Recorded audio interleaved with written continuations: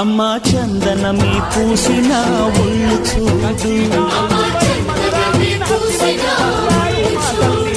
అమ్మా పున్నమి పుట్టి ఆ కళ్ళు చూడు, అమ్మా ముక్కోటి మెరుపులా మోము చూడు, అమ్మమ్మ ముగ్గురమ్మల మూల పుటమ్మ అమ్మా నిప్పుల్ని తొక్కిన నడక చూడు,